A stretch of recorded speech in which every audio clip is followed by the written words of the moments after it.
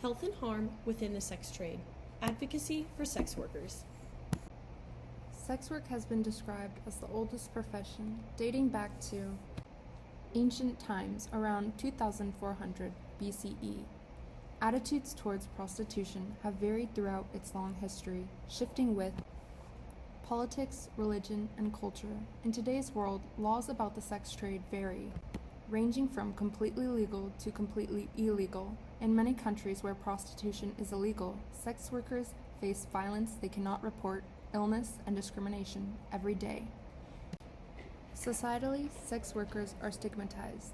They do not receive the same rights, protection, and health care as everyone deserves. If we truly care about safety, health, and human rights, we must change systems that harm and oppress sex workers. Criminalizing sex work doesn't make anyone safer. It actually puts sex workers in more danger. Research from Yale shows that in Connecticut, police arrested people for prostitution hundreds of times a year, and those arrests targeted women, trans people, people of color, and immigrants the most. Enforcement was inconsistent and arbitrary, meaning who gets arrested often depends on who they are than what they did. Yale also found no evidence that criminalizing sex work stops people from buying or selling sex. What it does do is make the work more dangerous. It pushes sex workers into hidden, isolated areas. It makes it harder to use safety strategies. It makes people afraid to report violence, including abuse from clients or even police. And it increases the risk of HIV and other STIs. Criminalization also feeds stigma. It labels sex workers as criminals instead of human beings who deserve safety and respect. The evidence is clear. Criminalization causes harm. Stigma keeps sex workers out of the doctor's office, and it's costing lives. Research shows that many of the health risks sex workers face don't come from the work itself, but from the way society treats them. Laws, discrimination, and judgment from police and healthcare workers, and even strangers, make many sex workers too afraid to seek help. Imagine needing medical care, but being scared you'll be shamed, reported, or refused treatment.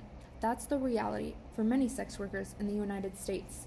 Even though healthcare isn't technically off limits, stigma works like a barrier, pushing people away long before they ever reach a clinic door. Because of this, injuries go untreated, STIs worsen, mental health crises grow, chronic illnesses are ignored until they become emergencies. Accessing mental health care is even harder. Many sex workers don't know where to turn, fear being outed or criminalized, or have been judged harshly by doctors in the past. That kind of rejection leaves scars, and it keeps people from ever going back. The result is a system where the people who need care the most often feel the least welcome, and no one should have to choose between their safety and their health.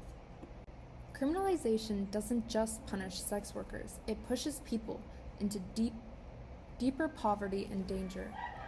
Yale's research shows that once someone is arrested, everything gets harder. A criminal record closes doors. It becomes nearly impossible to get a job, rent an apartment, or qualify for the basic benefits people need to survive.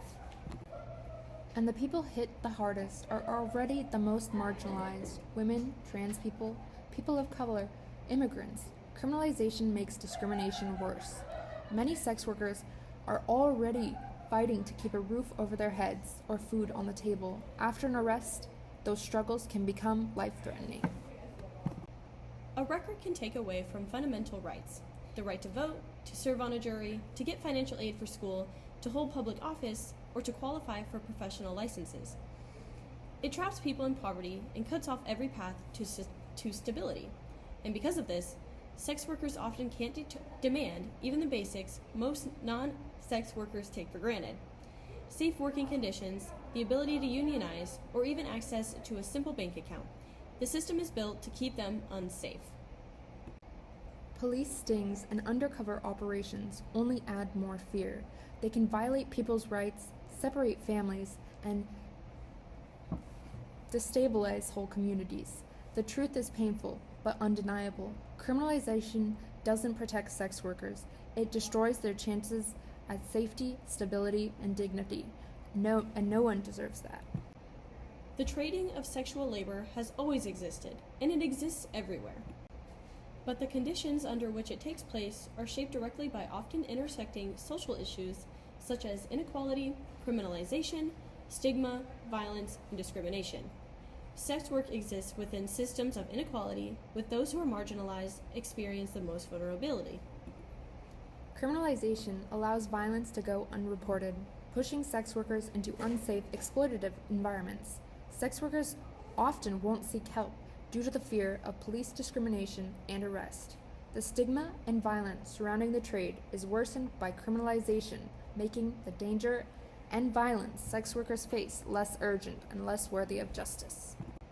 In previous years, the Global Network Sex Projects and UNAIDS have called for sex workers to have access to national social protection programs, financial support, and emergency housing, as well as the creation of a firewall between health services and immigration authorities so migrant sex workers can seek care safely. Their statement also pressed for an end to evictions, raids, arrests, and the use of criminal law to enforce COVID-19 restrictions since 2020. It emphasized extending visas, ensuring safe conditions in immigration detention, and involving sex worker-led organizations directly in public health planning to ensure responses were fair, humane, and effective. By applying harm reduction principles like those used in drug use interventions, we can significantly improve sex workers' safety in day-to-day lives.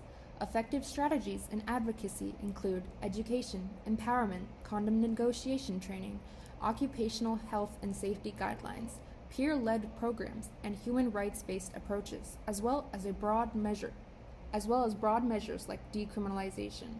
These straightforward, achievable interventions have already shown promise in reducing harm, and conceptualizing sex work harm reduction as a formal framework can help accelerate progress. To dismiss, we would like to share a few more images regarding the sex trade over the years and its importance to the realm of our topic. Advocating for health and safety is vital, and harm should be reduced in this field. Thank you.